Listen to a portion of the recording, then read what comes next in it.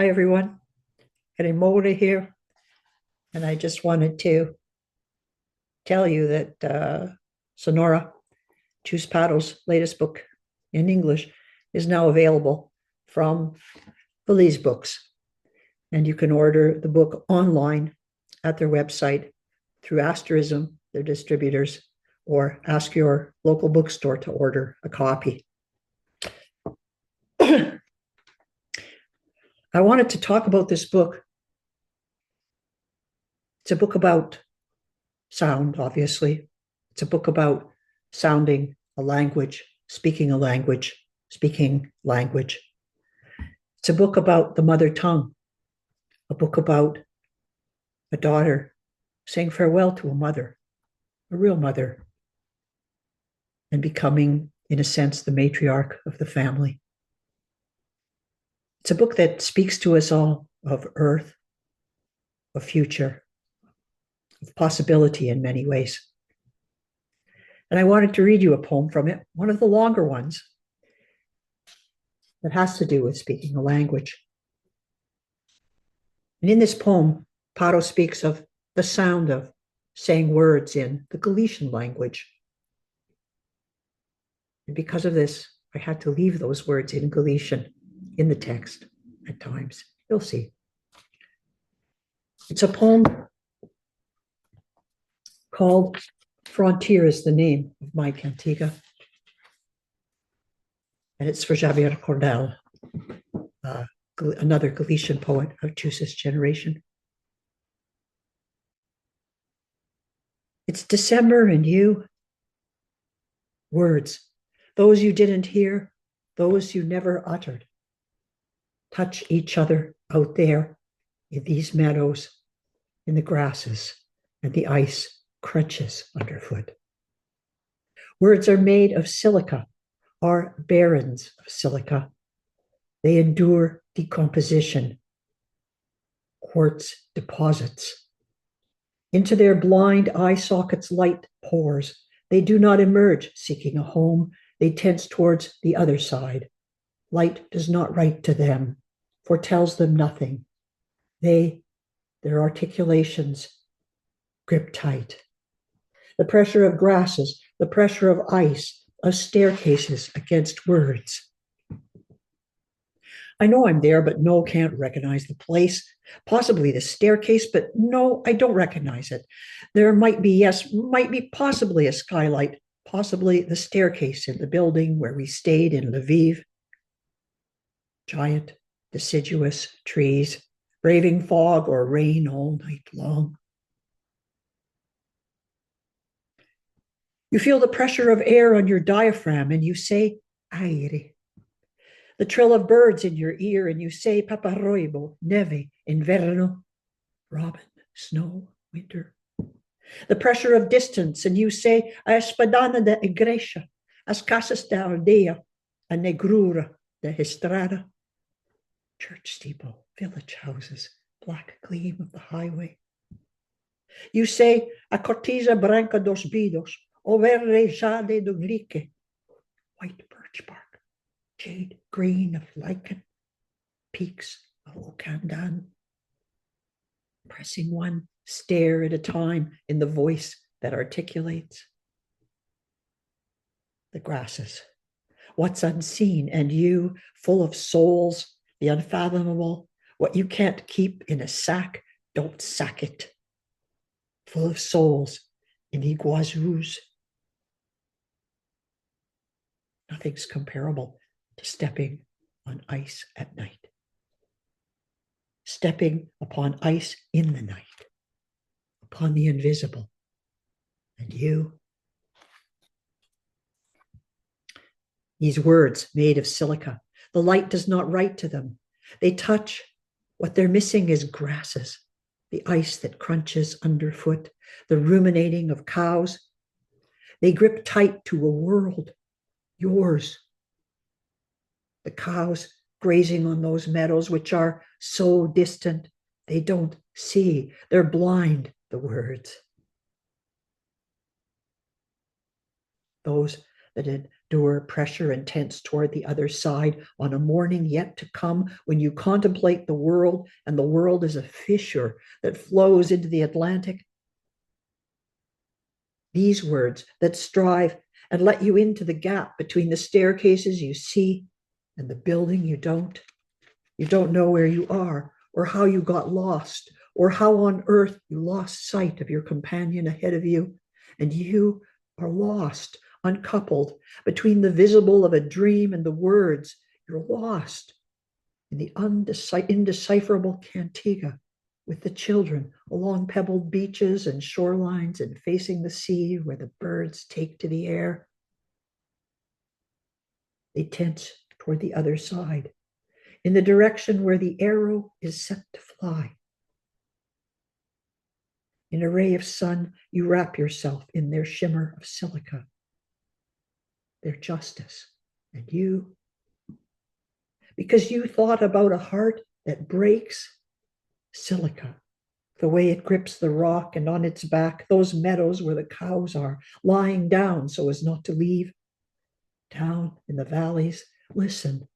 The words don't see. They palpate from under milky quartz, the darkness that falls and is staircases, rivers, columns, labyrinths like grasses, full of souls. Waters cascading in Ezeros, so that the fields and the oxen grow, the horses and cetaceans and fish grow, and the animals of Avernus and the birds bring everything, set it down here in this place, igneous and remote. And they head toward the horse, so that the eye becomes horse again, as does anyone who takes a shot at time. Justice and you. They, words of night and darkness, and the light does not write to them, foretells them nothing. Beauty, swift as time, swift as the horse, the cocked bow, it wounds.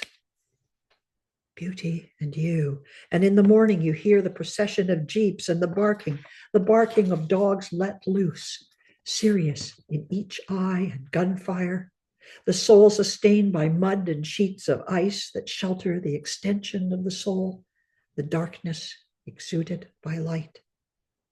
They pour out.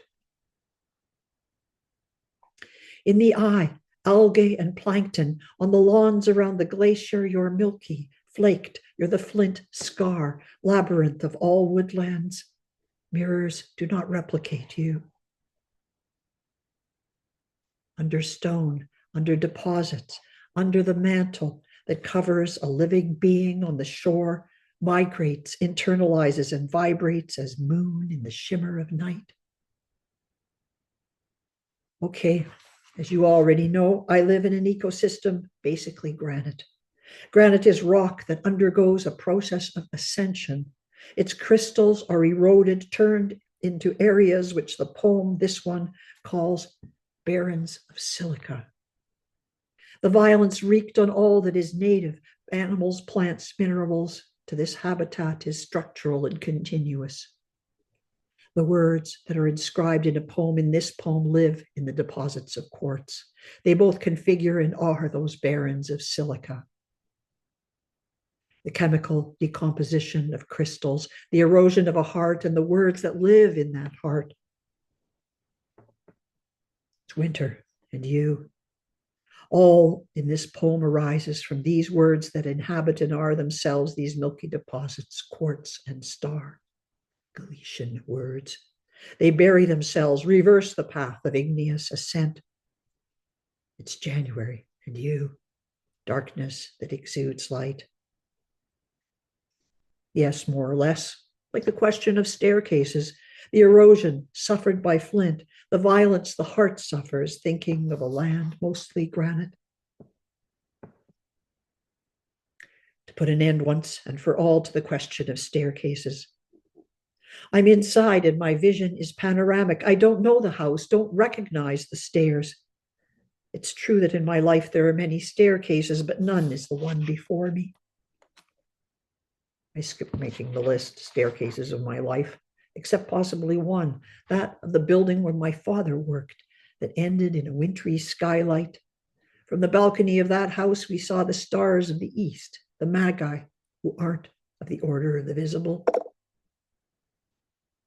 They insist this isn't my home. I was never in that house. I don't recognize the staircases. They belong to a scene from the golden age of Hollywood, to a literary institution. They exhort me. The privation of language is total. The exile of my language accompanies the exile of the community that still speaks it today. See Asteroids 1 and 2, two other poems at the end of the book for more information. I wander off in dreams because in them it's impossible to flow on the frontier between the visible and the invisible. They oblige me to declare as my own a house I can't recognize, a house that reduces me to an absolute privation of language, to a privation of the invisible, the privation of what descends and is buried in is the desiccation of barrens of silica, and it descends toward the underground spring of the image, a dew of thought, and is gray fog and ash tenses, steady, sustains toward the other side, toward a morning yet to come, in a fissure without light. Violence toward the native people and territory, violence toward that heart. Words, themselves deposits, trace a route opposite to the igneous ascent of granite, shine in the shimmer of silica, blind. They exude the darkness of light, receive in blind eye sockets the incandescent nucleus of light, endure the presence of the visible. You say, paparoibo, neve, inverno, robin, snow, winter.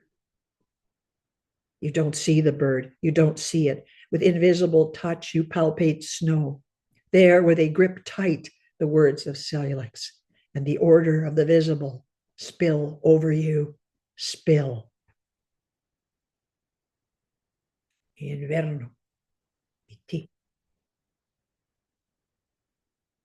It's winter. And you?